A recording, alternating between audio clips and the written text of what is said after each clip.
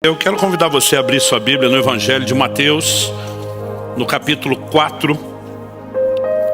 E nós vamos ler do verso 1 até o verso 10. Mateus capítulo 4, de 1 a 10. O texto sagrado diz: a seguir Jesus foi levado pelo Espírito ao deserto para ser tentado pelo diabo. E depois de jejuar 40 dias e 40 noites, teve fome. Então o tentador, aproximando-se, disse a Jesus: se você é o Filho de Deus, mande que essas pedras se transformem em pães. Jesus, porém, respondeu: está escrito, o ser humano não viverá só de pão, mas de toda a palavra que procede da boca de Deus. Então o diabo levou Jesus à cidade santa e colocou-o sobre o pináculo do templo e disse: se você é o Filho de Deus, jogue-se daqui, porque está escrito, aos seus anjos ele dará ordens a seu respeito, e eles o sustentarão nas suas mãos para que você não tropece em alguma pedra. Jesus respondeu: também está escrito, não põe à prova o Senhor seu Deus. 8. O diabo ainda levou Jesus a um monte muito alto, mostrou-lhe todos os reinos do mundo e a glória deles, e disse: tudo isso lhe darei, se prostrado você me adorar. Então Jesus lhe ordenou: vá embora, Satanás, porque está escrito, adore o Senhor seu Deus e preste culto somente a Ele. Algo que me chama a atenção nesse texto é que nas três tentações que nós temos, que não foram necessariamente as únicas, em Lucas capítulo 4, que nós temos o relato desse mesmo momento de tentações, o verso 13 termina dizendo assim: acabadas que foram toda sorte de tentações. Então provavelmente nós temos aqui as três finais, né? Mas o que me chama a atenção é que nesse relato, nos três momentos de confronto e tentação, Jesus responde a Satanás com a frase: está escrito. E eu quero tomar justamente essa frase como tema da mensagem hoje. Você pode repetir isso comigo? Diga: está escrito. E acredito que isso aponta a importância de viver pela palavra de Deus. Obviamente a palavra de Deus nos foi dada por meio das escrituras, né? A expressão escritura já aponta para isso. E quando você olha para o ensino de Jesus, você percebe que não apenas num momento como esse, mas ao longo de todo o seu ensino, Jesus usou muito a expressão está escrito. Ele, por meio dessa frase, reconhece que nós precisamos da palavra de Deus, precisamos viver por ela, né? Ela é o alimento para o nosso espírito, mas ela também é o padrão de conduta, é o padrão de comportamento. Então, diante de toda a proposta de Satanás, Jesus está dizendo: o que determina o meu comportamento é aquilo que a palavra de Deus diz, que a Bíblia diz. Aliás, é interessante observar que a expressão escritura, ela aparece, isso pode variar um pouco de acordo com a versão, com a tradução, mas a palavra escritura, ela aparece 32 vezes só no Novo Testamento. A expressão escrituras, no plural, mais 23. A frase está escrito, que eu estou mencionando, né, ela aparece em torno de 80 vezes no Novo Testamento. Agora, além de toda essa menção escritura, escrituras no plural, né, a expressão está escrito, nós temos várias outras inferências sem que você tenha o uso da frase. Por exemplo, o autor de Hebreus, ele diz: como disse alguém em certo lugar. A gente brinca que é a citação bíblica de quem está ruim de memória, né? Como disse alguém em certo lugar, não lembro quem nem onde está escrito, mas que está lá, está. Então você vai encontrar várias referências às escrituras, mesmo sem que tenha o padrão de repetição da frase.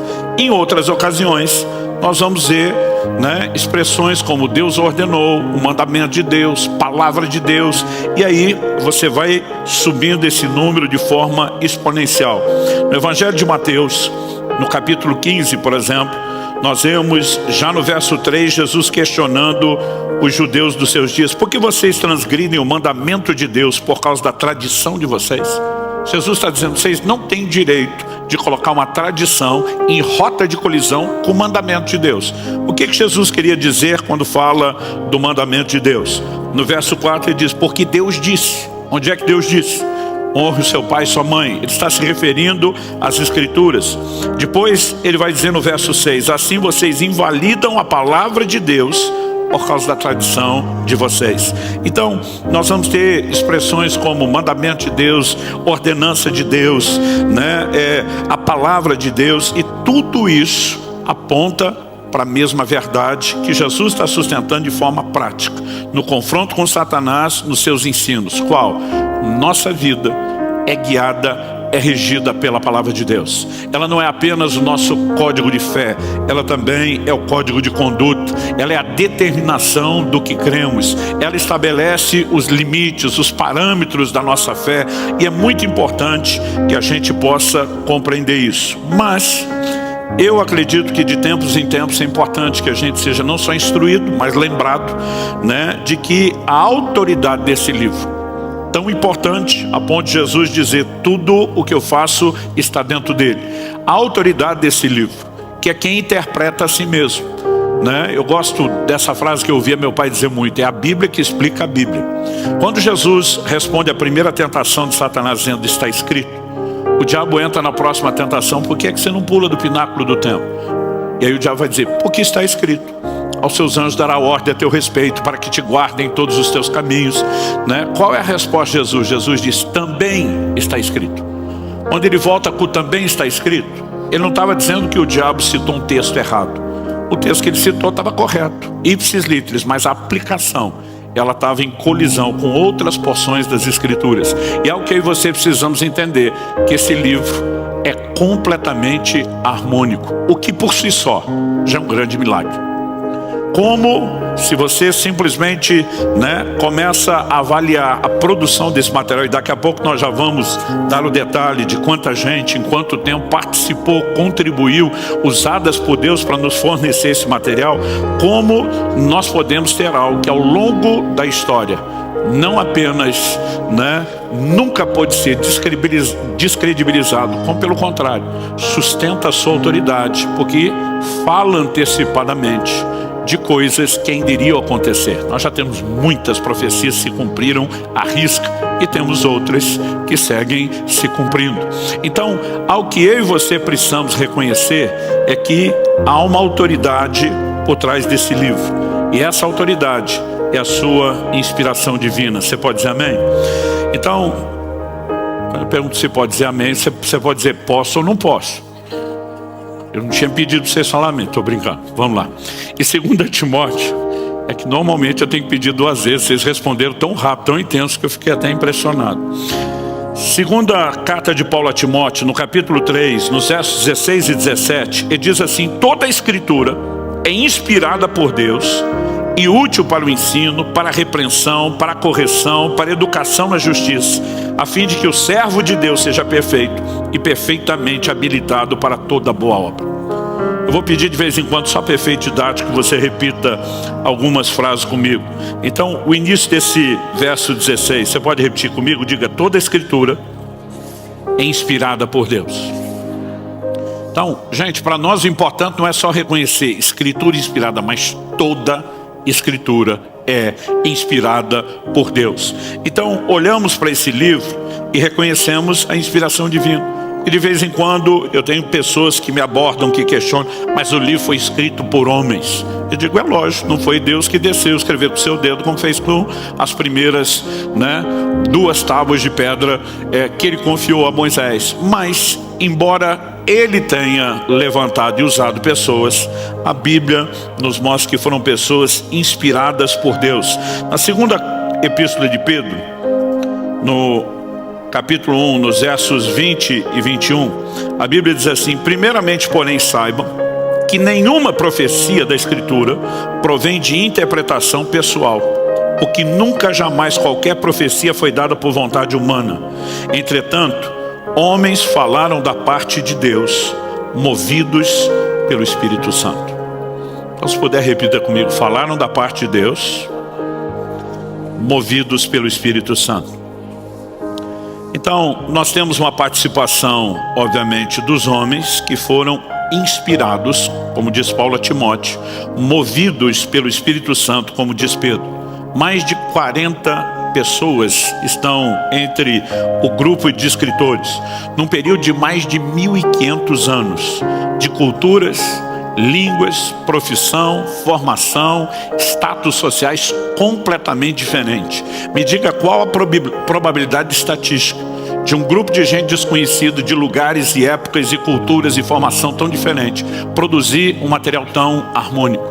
Outro dia alguém estava comentando comigo que no museu, se não me engano, do Louvre, existe um volume gigantesco de livros armazenados. Não estão lá para ser acessados ou lidos como uma biblioteca. Estão lá só como um lembrete. São livros que ao longo dos séculos foram desacreditados. Teorias que foram comprovadas estar erradas. E todo esse volume estaria lá, segundo a pessoa compartilhou, só como um lembrete de que o conhecimento é progressivo, de que a gente não deveria tomar algumas coisas como absoluto. Pensa num livro que nunca vão botar lá. As Escrituras, a Palavra de Deus. Ao longo dos séculos, foi o livro mais atacado, perseguido, nunca pôde ser descredibilizado. Então, quando a gente olha, nós reconhecemos que a autoridade por trás do livro é a própria inspiração divina. Outro dia alguém falou, não, pastor, olha, eu até creio em Jesus, mas esse negócio de crer na Bíblia toda não dá. Eu falei, então não dá para crer em Jesus. Primeiro, porque é a própria Bíblia que fala de Jesus. Então, se ela não é confiável, por que a informação que você tem sobre Jesus seria?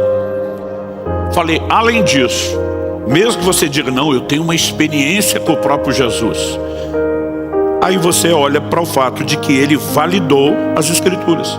Jesus reconheceu os livros do Antigo Testamento, denominando-os de Escrituras. Em João, no capítulo 5, no verso 39, diz, examinais as Escrituras, porque julgais ter nelas a vida eterna, e são elas que dão testemunho a respeito de mim. Jesus não só diz que por meio das Escrituras nós acessamos e encontramos a vida eterna, mas nós chamamos isso na teologia de convergência bíblica. Toda a Escritura aponta para a pessoa e a obra de Cristo. Quando você olha para o próprio ensino de Jesus, ele deixou claro, não existe a possibilidade de viver ou experimentar salvação sem isso. No episódio lá de Lucas 16, de 27 a 31, quando a Bíblia fala a respeito do rico e do Lázaro, e o rico depois de morto está implorando, a Abraão, dizendo, pai, eu te peço que você mande Lázaro à minha casa paterna, para que ele dê testemunho. Meus irmãos precisam ouvir isso a fim de que não venham para esse lugar. Jesus diz que a resposta foi, eles têm Moisés e os profetas, ouçam-nos. Em outras palavras, a Escritura já foi dada para que eles possam crer. Esse é o meio através do qual Deus fala. Esse é o meio através do qual Deus se revela. Esse é o meio através do qual Ele dá testemunho. Esse é o meio pelo qual a própria fé pode ser gerada nos ouvintes. E ele diz, não, mas se alguém for dentre os mortos, eles vão se arrepender, vão se deixar convencer. A resposta é, se não ouvem Moisés e os profetas, também não se deixarão convencer, mesmo que alguém ressuscite dentre os mortos. A base e o fundamento da fé, da revelação, do entendimento de tudo que Deus tem, parte das Escrituras. E se você olhar o ensino de Jesus, ele validou não só as Escrituras de uma forma geral, mas quando faz referência aos personagens das histórias bíblicas. Detalhe, inclusive aquelas que alguns de nós ficamos olhando, mas será que na história da carochinha? Jesus fala, outro dia falou para ele, não, pastor, eu creio assim na Bíblia quase toda, mas negócio de Adão e Eva não dá para engolir, Eu falei, Jesus falou sobre Adão. Se você não puder validar isso, ignore a pessoa de Jesus. Outro dia falou, não, pastor, eu só tenho dificuldade com Noé. Eu falei, Jesus falou a respeito de Noé, do episódio do dilúvio, Falou a respeito de Ló, ele falou a respeito, o que inclui a destruição de Sodoma e Gomorra, ele falou a respeito de Moisés, Davi, de Salomão, de Daniel, de Jonas. Outro dia alguém falou, pastor, o senhor acredita mesmo que o peixe engoliu Jonas? Eu falei, se a Bíblia dissesse que o Jonas engoliu o peixe daquele tamanho, eu também acreditaria. Então, você simplesmente não pode olhar para Jesus, os seus ensinos, e ignorar que ele fundamentou, baseou tudo por meio da própria Escritura. Interessante que até na forma de ensinar, Jesus tocava as pessoas dos seus dias a partir de uma perspectiva e entendimento que eles tinham, inclusive da divisão das Escrituras. Em Lucas, no capítulo 24, no verso 44, a Bíblia nos mostra Jesus, depois da ressurreição, falando a uns discípulos, e diz, a seguir Jesus lhes diz, são essas as palavras que eu lhes falei, estando ainda com vocês. Era necessário que se cumprisse tudo que está escrito a respeito de mim na lei de Moisés, nos profetas e nos salmos. Aí o verso 45 diz: então lhes abriu o entendimento para compreenderem as escrituras. Ele, além de trazer explicação, fundamentação, apontando texto a texto, ele os ajuda a ter a compreensão de como tudo aquilo apontava para ele. Mas o curioso é que, ao usar essa expressão, né, o que está escrito a respeito de mim na lei de Moisés, Pentateuco, os 5 primeiros livros, nos profetas e nos salmos, ele está falando da ordem em que os livros do Antigo Testamento eram dispostos para os judeus, que é diferente da que nós temos hoje, né? Então, eles foram armazenados dessa forma, de maneira que os salmos, os livros poéticos, que para nós hoje estão no meio do Antigo Testamento, para eles estavam no fim. Até o agrupamento, a forma de dividir, ele faz questão de observar isso. Interessante, inclusive, que em outros ensinos, por exemplo, num deles, em Mateus, no capítulo 23, no verso 35, Jesus fala assim: para que recaia sobre vocês todo o sangue justo derramado sobre a terra, desde o sangue do justo Abel até o sangue de Zacarias, filho de Baraquias, a quem vocês mataram entre o santuário e o altar. Um dia alguém perguntou, falou: pastor, o Abel nós sabemos quem é, mas quem é o tal do Zacarias, filho de Baraquias? Esse registro está em 2 Crônicas 24. Na disposição dos livros, junto com os salmos, alguns desses livros históricos estavam agrupados por último. Então Jesus está dizendo literalmente, do primeiro ao último homicídio. Seria como hoje na nossa linguagem dizer, de Gênesis a Apocalipse, que é a ordem como os livros estão sistematizados. Então Jesus não apenas dizia, olha, temos um conteúdo divino, mas ele está dizendo, até mesmo a maneira como isso está disponibilizado para vocês. É algo, né, que eu conheço, que vocês conhecem, e eu vou usar como referência para vocês. Conclusão: se a Bíblia não é digna de confiança, então também Jesus não era. Nós não podemos relativizar isso. Nós vamos perceber que o próprio Jesus leva os discípulos a entenderem que tudo o que ele está pregando, o que ele está fazendo em prol de nós, é o cumprimento das Escrituras. Tudo está fundamentado na palavra. Então, o ponto de partida para mim e para você tem que ser de reconhecer qual é a autoridade do livro. Sua inspiração divina é a palavra de Deus. Amém? Segundo lugar, se reconhecemos a autoridade do livro por conta da sua inspiração divina, então precisamos ter o cuidado de viver pelo que está escrito. Se é de fato a palavra de Deus, se é Deus por meio desse livro, não apenas falando conosco, mas se revelando, né? A Bíblia se refere a Deus como Deus invisível, que nunca apareceu com nenhuma forma. Se ele não quis aparecer com forma, como podemos conhecê-lo? Jesus diz, são as Escrituras que dão testemunho a respeito de mim. Deus está dizendo, apesar de não ter mostrado a vocês nenhuma forma, eu revelo meus atributos, meu propósito, meus intentos, meus feitos por meio das Escrituras. Se nós queremos conhecer Deus, precisamos conhecer a Escritura. Mas não é apenas saber sobre Deus. Quando Jesus responde diante de Satanás, vez após vez, está escrito, ele está dizendo, ela não pauta apenas o credo doutrinário, ela determina a nossa conduta. E esse era um fundamento claro desde o Antigo Testamento, desde a Velha Aliança. Deixa eu ler para você Josué, capítulo 23.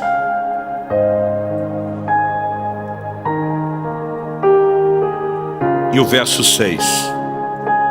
Eu creio que isso resume bem essa fala. Ela é muito repetida ao longo da Bíblia. Eu quero tomar um texto que expresse isso com clareza. Portanto, esforcem-se muito para guardar e cumprir tudo o que está escrito no livro da lei de Moisés, para que dela não se afaste, nem para a direita, nem para a esquerda. Esforcem-se muito.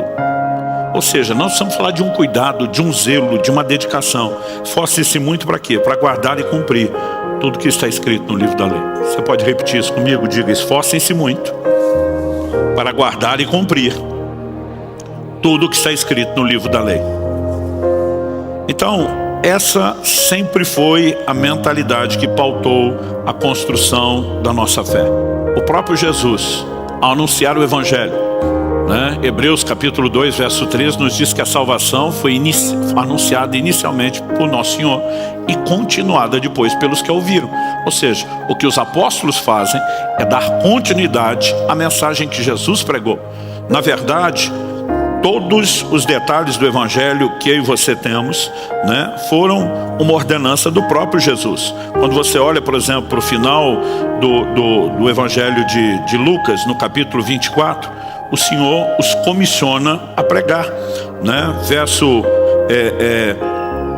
46, disse-lhes: assim está escrito que o Cristo tinha de sofrer, ressuscitar dentre os mortos no terceiro dia, que em seu nome se pregasse arrependimento para a remissão de pecados a todas as nações, começando em Jerusalém. E diz: vocês são testemunhas dessas coisas. Para esse grupo a quem Jesus está se dirigindo, Atos capítulo 1, verso 4, diz que depois da ressurreição, verso 3, perdão, o texto diz: depois de ter padecido, Jesus se apresentou vivo aos seus apóstolos com muitas provas incontestáveis, aparecendo-lhes durante 40 dias e falando das coisas relacionadas com o reino de Deus. Apesar de nós termos o relato de uma aparição aqui e outra ali, a Bíblia diz: por 40 dias antes de ser assunto aos céus, o Senhor aparece, fala das coisas do reino de Deus, calibra essa liderança a respeito da mensagem a ser pregada. Quando você vê o apóstolo Paulo, que não era parte desse grupo, converte depois, mas para quem Jesus apareceu várias vezes, ele vai em momentos como o da ceia dizer: porque eu vos entreguei o que também recebi. Ele não estava naquela ceia quando Jesus falou, mas ele disse: eu vou entregar para vocês o que eu recebi do Senhor, que na noite em que foi traído. Ou seja, toda essa mensagem inicialmente anunciada por Jesus, continuada depois pelos apóstolos, era baseada onde? Ela era fundamentada no ensino bíblico, na palavra de Deus, em tudo aquilo que estava escrito, né? Eu mencionei agora Lucas 24, mas se você voltar um pouquinho, você vai perceber que toda a conversa de Jesus ali em Lucas 24, depois da ressurreição com os discípulos, é fundamentar, é pautar isso por aquilo que a Bíblia diz. Ele olha para os discípulos com os quais ele está conversando ali a caminho de Emaús, e o verso 25 a 27 diz assim: então ele lhes disse: como vocês são insensatos e demoram para crer em tudo que os profetas disseram. Não é verdade que o Cristo tinha de sofrer e entrar na sua glória? A Bíblia diz: e começando por Moisés e todos os profetas, explicou-lhes o que constava a respeito dele em toda a Escritura. Então, a cautela, o cuidado de Jesus de mostrar toda a fé de vocês, a mensagem de vocês, a salvação, a minha obra, está fundamentada naquilo que a palavra de Deus diz. Isso precisa gerar em mim e em você o mesmo zelo, a mesma resposta, o mesmo cuidado de viver pelo que está escrito. Amém? Em primeira carta de Paulo aos Coríntios, no capítulo 4, perdão, no verso 6, o apóstolo Paulo diz o seguinte: meus irmãos, apliquei essas coisas figuradamente a mim mesmo e a Apolo, por causa de vocês, para que por nosso exemplo vocês aprendam isto. O quê? Não ultrapassem o que está escrito. Outras traduções diz: para que vocês não vão além do que está escrito. Quando ele está dizendo não ultrapasse o que está escrito, ele está dizendo: você não tem direito de crer em nada que não esteja na Escritura. Você não tem direito de fazer ou se comportar além do que está estabelecido nas Escrituras. Ou seja, claramente ela é o parâmetro da nossa fé, das nossas convicções e também da nossa conduta. Isso não é apenas a realidade do Novo Testamento. No Antigo Testamento, essas mesmas verdades eram promovidas por Deus. Isaías, no capítulo 8, verso 19, a Bíblia diz: quando disserem a vocês, consultem os médios e os adivinhos que sussurram e murmuram, será que um povo não deveria consultar a Deus, o seu Deus? A favor dos vivos se consultarão os mortos. Aí diz assim, verso 20: a lei e ao testemunho, se eles não falarem segundo essa palavra, jamais verão a luz do alvorecer. Então Deus diz: em vez de consultar os mortos, o seu povo tem que consultar o seu Deus. Como se consulta Deus? A lei, ao testemunho, as expressões como a própria Escritura, né, era chamada e referida. Ou seja, o tempo todo, né, havia esse cuidado, esse zelo. Tudo tem que passar pelo crivo das Escrituras. Em Atos, no capítulo 17, no verso 11, a Bíblia diz que o apóstolo Paulo sai de Tessalônica, depois de ter pregado, agora vai para Bereia. E quando chega em Bereia, a Bíblia diz assim: ora, estes de Bereia eram mais nobres do que os de Tessalônica. Em Tessalônica eles resistiram à palavra de Deus, perseguiram Paulo. Paulo sai, praticamente corrido de lá. Mas a Bíblia diz: esses eram mais nobres do que os de Tessalônica, pois receberam a palavra com toda a avidez. Eu amo essa frase, Outra tradução, como ele veio, diz: com grande interesse. A Bíblia diz: examinando as Escrituras todos os dias, para ver se as coisas eram de fato assim. Quando a Bíblia define nobreza, não parte do pressuposto da ingenuidade. Qualquer coisa que disse em nome de Deus eu aceito. Mas eles iam checar. Peraí, você está citando o texto? Vamos ver se está escrito. Vamos ver se é desse jeito. Vamos ver se está em harmonia, Então, a nobreza é abrir a possibilidade de fé que vem por meio de uma única fonte, a palavra de Deus. Vou repetir o que já falei antes. Romanos 10:17 diz que a fé vem por ouvir, e ouvir a palavra de Deus. É por isso que o verso seguinte, o 12, diz: com isso muitos deles creram. Porque a Escritura tem um poder de convencimento que não é meramente humano, natural ou intelectual. É uma fonte espiritual. Mas eu e você precisamos compreender que a própria mensagem determina esses padrões. O apóstolo Paulo, que, como eu disse, recebe de Jesus o Evangelho, não pregou nem anunciou o que queria. Em Gálatas 1, ele diz, no final do verso 7, que havia alguns que estavam pervertendo ou querendo perverter o Evangelho de Cristo. O que significa perverter? É você mudar, é ajustar, é adaptar. Então isso não é de hoje, gente, é desde o começo. Que tem gente, em vez de querer ajustar a sua vida à palavra de Deus, ele quer ajustar a palavra de Deus à sua vida. Mas olha o que Paulo fala sobre isso, verso 8. Mas ainda que nós, ou mesmo um anjo vindo do céu, aliás, pensa que a maioria das religiões que distorce a Escritura alega ter recebido revelação de anjo que veio, que apareceu e falou. Ele diz: mas ainda que nós, ou mesmo um anjo vindo do céu, prega a vocês um evangelho diferente daquele que temos pregado, que seja anátema. A palavra anátema, na melhor das hipóteses, abominável, na pior, maldito. Ele diz: seja anátema, como já dissemos e agora repito, se alguém está pregando a vocês um evangelho diferente daquele que já receberam, que esse seja anátema. Paulo diz: está aqui, foi bem determinado, A Escritura nos foi comunicada, foi apresentado. Não há absolutamente necessidade de se mudar nada. Curioso é que o apóstolo Pedro escreve na sua segunda epístola, e ele vai fazer menção dos escritos de Paulo. Em 2 de Pedro, no capítulo 3, ele diz nos versos 15 e 16: considerem a longanimidade de nosso Senhor como oportunidade de salvação, como também o nosso amado irmão Paulo escreveu a vocês, segundo a sabedoria que lhe foi dada. Ele reconhece Paulo como um instrumento que estava abençoando, orientando a igreja, com uma sabedoria singular recebida de Deus. E diz no verso 16: ao falar a respeito desses assuntos, como de fato costuma fazer em todas as suas cartas. Nelas, há certas coisas difíceis de entender. Para nós que estudamos, o apóstolo Paulo, e encontramos um monte de coisa difícil de entender, o consolo é dizer que até Pedro achava difícil. Mas eu acho que Pedro não está falando só do nível pessoal. Pedro sabe que existem níveis distintos de maturidade. Então o apóstolo Paulo fala que a criança precisa de leite e que ela é inexperiente na palavra da justiça. Na verdade, o livro de Hebreus fala isso, mas Paulo vai repetir em 1 Coríntios 3 algo muito parecido. Mas ele diz assim: olha, o autor de Hebreus, temos muitas coisas que dizer e difíceis de explicar.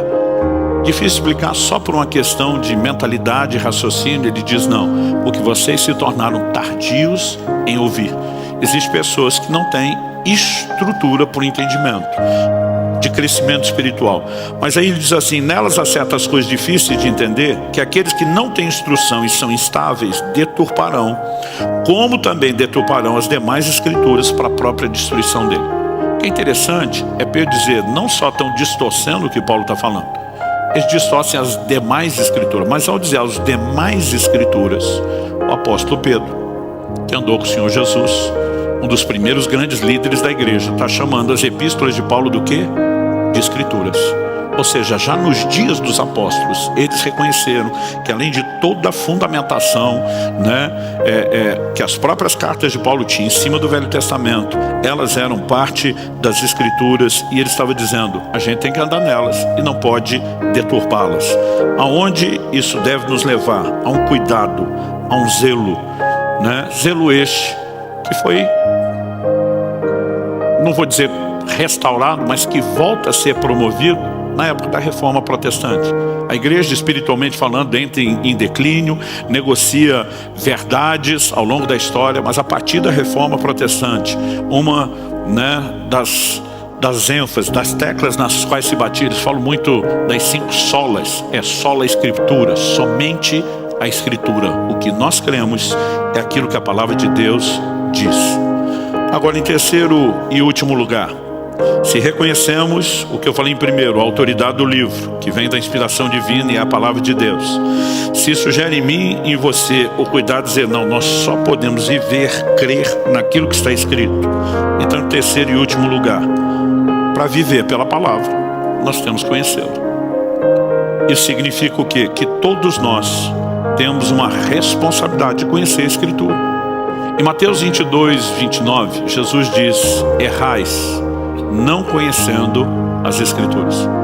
Toda pessoa que não conhece a Bíblia vai errar no comportamento, vai errar no credo, vai errar nas convicções. Por quê? Se não estamos de posse da revelação que Deus oferece, certamente nos faltará algo e haverá equívoco, seja nas nossas crenças, seja no nosso comportamento. Então, como podemos fazer? Na verdade, não é nem só como, o que eu e você devemos fazer. Há uma determinação bíblica, que na verdade é um imperativo, não é bem um hashtag fica a dica, né? Colossenses 3,16, que a palavra de Cristo habite ricamente em vocês. Outras traduções só dizem, habite ricamente em vós a palavra de Cristo. Ou seja, não só habite, mas ricamente. Você tem que estar cheio de Bíblia. Eu li uma ilustração no livro quando era ainda adolescente, honestamente não tenho certeza de que livro foi, mas o autor dizia que o crente tem que estar cheio de Bíblia, como uma esponja está cheia de água. Você pega uma esponja que está assim totalmente encharcada, onde você cutuca, sai o quê? Água. Transborda aquilo do qual está cheio. E ele dava o exemplo. Cada vez que o diabo tentou tentar Jesus, resvalava nele e saiu o quê? Está escrito, está escrito, está escrito. Até porque a boca fala do que está cheio, o coração. E nós precisamos que a palavra de Deus habite ricamente em nós. Agora, não vai ser transferida por download automático, quando você dorme, por isso osmose, nada disso. Isso significa, se está escrito, nós temos que ler. De vez em quando ouçam dizer, não gosto de ler. Eu digo, olha, tem um monte de coisa que você pode até dizer que não gosta, mas não dá para não fazer. E ler é uma delas. Mesmo que você não queira ler tudo, no mínimo tem que ler Bíblia. E nós precisamos aprender a importância de ler a palavra de Deus, de meditar nela e além, de estudar. Estudar a capacidade de sistematizar, de questionar, né, de poder enxergar o quadro maior além das afirmações isoladas. Então deve haver uma via de leitura bíblica que deveria ser diária. Antigamente as pessoas não tinham acesso à Bíblia como eu e você temos. Aí Deus diz no livro de Deuteronômio, o rei que se assentar no trono tem que ter uma cópia da lei. Era luxo de poucos. Além dos sacerdotes que faziam cópias manuais, as pessoas não podiam cada um ter sua própria Bíblia. Mas Deus diz que quem vai governar o povo tem que ter. Por quê? Deus diz para que leia o livro da lei todos os dias da sua vida. Então não era uma determinação para todo mundo quando ninguém tinha acesso. Agora, a partir da Revolução Gráfica de Gutenberg, quando a Bíblia se torna um livro popular, cai na mão do povo, né? Nós começamos lentamente a viver uma revolução. Hoje você não precisa nem de matéria impressa, você baixa download gratuito no telefone, aonde você quiser, nos seus dispositivos eletrônicos. Então assim, o acesso é muito fácil, mas nós precisamos valorizar. Começando a leitura, depois partindo para a reflexão, mas tem que envolver estudo. Quando Jesus diz, examinais as Escrituras, ali está falando de estudo dedicado, minucioso. Então, nós precisamos desse processo. E honestamente, eu fico olhando para muito crente que espiritualmente está desnutrido. A palavra é alimento para o seu espírito, a palavra é alimento para a sua fé, mas não abre Bíblia. E por mais que a gente seja uma igreja que dá ênfase e ensino aqui aos domingos, meu querido, você malemar vai sobreviver na sua fé só com uma hora de ensino semanal. Aliás, quanto mais você lê e medita na palavra, melhor você pode agir com a nobreza dos bereanos. Vamos ver se realmente está lá. Vamos ver se as coisas realmente são assim. Então, nós temos que nos encher da palavra. Você pode dizer amém? Um dia alguém me perguntou: pastor, o senhor começou a estudar a Bíblia por causa do seu chamado para ensinar? Falei, não. Eu comecei a estudar a Bíblia porque eu queria viver. Eu queria experimentar. E depois, empolgado com o que eu estava experimentando, eu comecei a ter o desejo de repartir. Foi só lá na frente que eu entendi o chamado de Deus. Mas interessante que até sobre isso a Bíblia fala. Esdras capítulo 7, verso 10. Fala de Esdras, o grande sacerdote reformador do período pós-exílio de Babilônia. E a Bíblia diz: porque Esdras pôs no coração o propósito de buscar a lei do Senhor, cumpri-la e ensinar em Israel os seus estatutos e os seus juízos. Então, um propósito tríplice. Em primeiro lugar, buscar a lei do Senhor, tem que conhecê-la. Por quê? Porque senão eu não posso cumprir. Como é que eu vou praticar e viver pela palavra se eu não conheço? Mas além de buscar, agora que eu conheço, poder praticar, depois de viver, transbordar, ensinar, compartilhar. Então Deus quer que a gente busque, Deus quer que a gente viva a palavra, e Deus quer que a gente transborde a palavra. Nada disso será possível sem o primeiro passo do buscar. Eu vejo crentes, às vezes com 10, 15, 20 anos de vida cristã, que falam: não, eu nunca li a Bíblia de capa a capa. Eu digo: como assim? Como isso é possível? Porque simplesmente a pessoa olha, principalmente o livro impresso aquele tamanho, diz muita coisa, né? A menos que você entenda que pode parcelar. Quando meu filho Israel, de vez em quando eu conto essa história aqui, fez 6 anos de idade, não foi algo que a gente planejou. Eu dei para ele o que eu chamei de uma Bíblia de gente grande, porque antes disso a gente dava histórias ilustradas, resumidas, naquele livro que a criança consegue absorver. O dia que ele nasceu, eu dei de presente uma Bíblia inteira, versão integral, mas era uma versão mais difícil. Aos 5 anos de idade, minha esposa é uma pedagoga, começou a ensinar meus filhos a ler. Ou seja, quando Israel fez 6 anos, a leitura já era razoavelmente boa. Então eu dei de presente para ele uma versão mais fácil. Se não me engano era uma Bíblia Viva, não me lembro qual versão, mas uma versão sem muita palavra rebuscada, difícil. Falei: filho, agora você já pode ler Bíblia de gente grande, e esse vai ser o seu presente de aniversário. Ele olhou para mim e fez a pergunta: pai, o que eu preciso para ler a Bíblia em 1 ano? Eu nunca tinha exigido isso dele, mas talvez ele ouviu a gente fazer comentários na igreja. E eu falei: filho, vamos fazer a conta? A Bíblia tem 1189 capítulos. Dividido pelos 365 dias do ano, a conta dá 3,25. 3 capítulos e 1/4 de capítulo por dia. Falei: para controlar esse 1/4 é difícil. Então, primeiro eu dei uma orientação e depois achei melhor a segunda. Falei: de segunda a sexta, dia de aula, você lê 3 capítulos. Sábado e domingo, que não tem aula, você lê 4. E eu falei: se você fizer isso todo dia, acorda, a primeira coisa que você faz, está garantido você ler a Bíblia em 1 ano. Faltavam uns 15, 10 dias para ele completar o aniversário de 7 anos. E terminou de ler a Bíblia a primeira vez. Você é uma criança, lê a Bíblia em 1 ano. Não me diga que você não dá conta.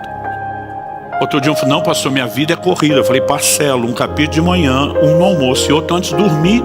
Não é possível que você diga que não tem tempo. Agora, normalmente a gente não se organiza e a gente não leva a sério a missão e a responsabilidade. Aos 7 anos ele leu a Bíblia a segunda vez. Aos 8 anos ele leu a Bíblia a terceira vez. Quando fez o aniversário de 9, ele fala: pai, se eu ler 7 capítulos da Bíblia por dia, dá 2 no ano. Eu falei: isso mesmo. Aos 11 anos de idade ele tinha lido a Bíblia 9 vezes. Ele me perguntou: quantas vezes o senhor já leu? Eu falei: é melhor parar de contar, que isso só deixa os outros orgulhosos. Então, eu e você podemos nos organizar. Sabe, de tempos em tempos nós temos um momento aqui como 100 dias na palavra. Vamos ler a Bíblia toda em 100 dias. Não significa que esse tem que ser o seu estilo sempre. Eu, por exemplo, no início de cada semestre, eu tenho me dedicado nos últimos anos a um jejum prolongado. Na maioria deles, eu leio a Bíblia toda durante o período do jejum. Para ler a Bíblia em 40 dias, tem que ler 30 capítulos por dia em média. E eu tenho me dedicado a isso. Não significa que isso tem que ser sempre.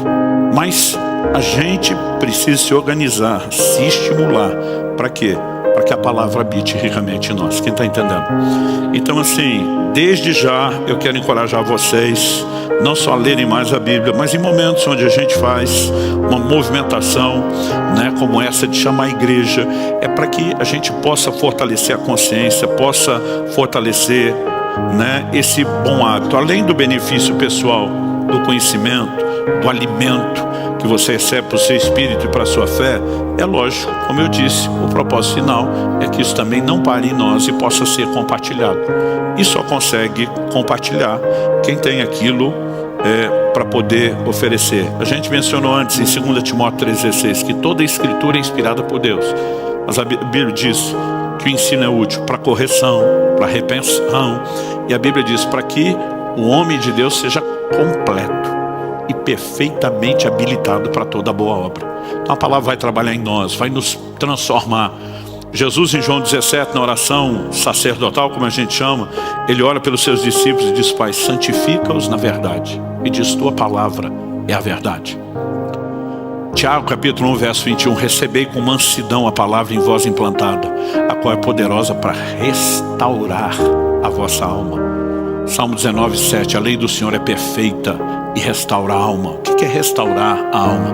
Quando eu e você nos convertemos, nós sabemos que a culpa de tudo que fizemos de errado foi removida. Mas vamos ser honestos, gente. Muitos de nós trazemos marcas enormes na alma.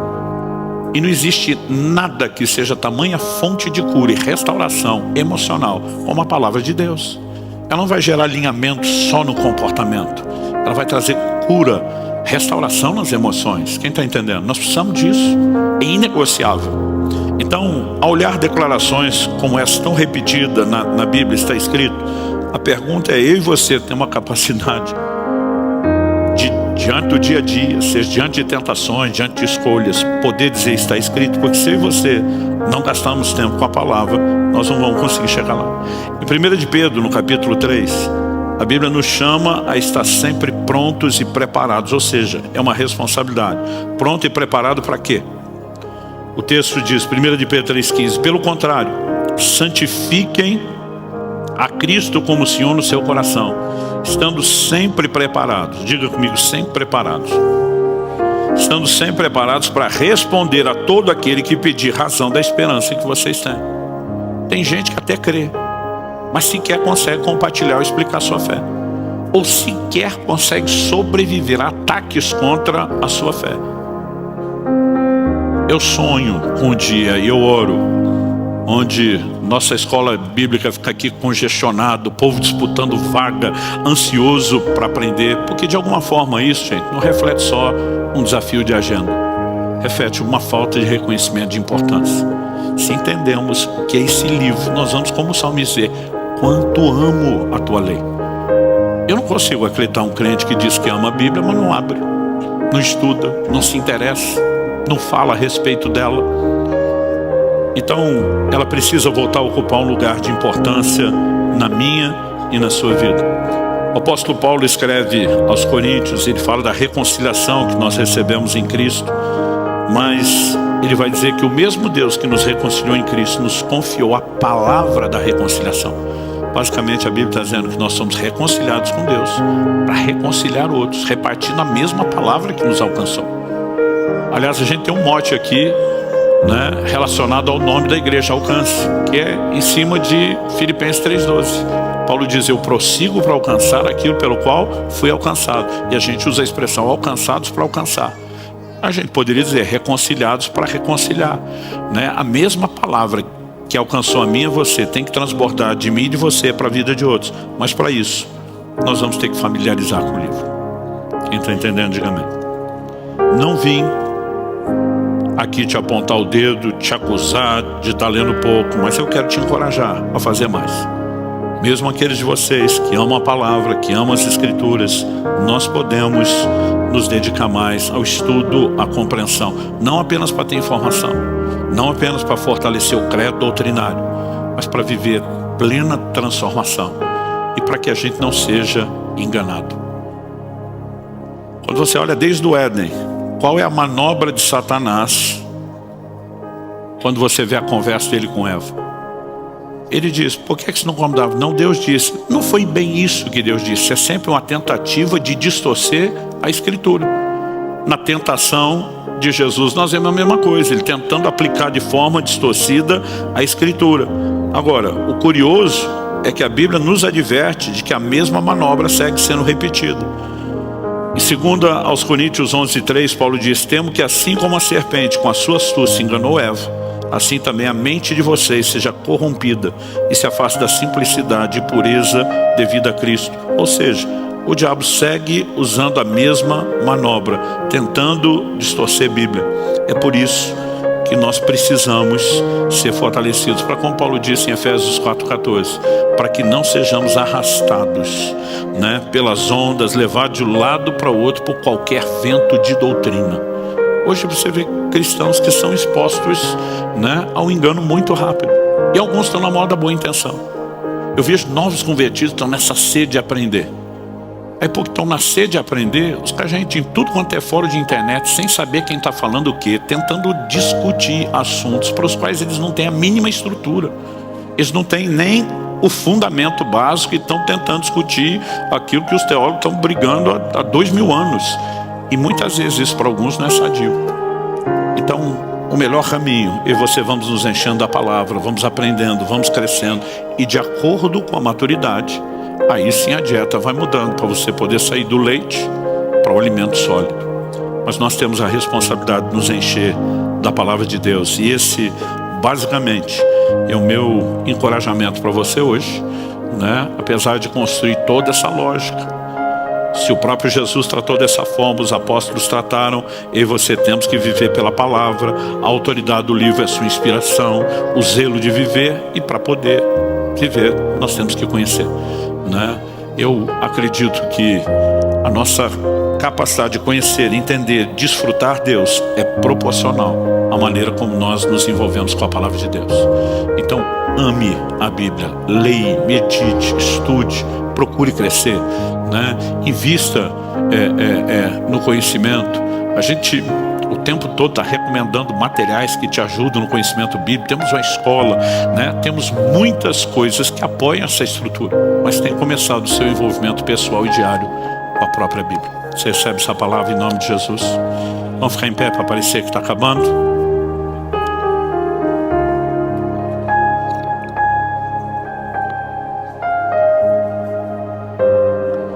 Meu Deus, nós te pedimos que o Senhor nos permita sair daqui mais do que com informação, mais do que com material para pensar ou processar, embora o Senhor também use isso.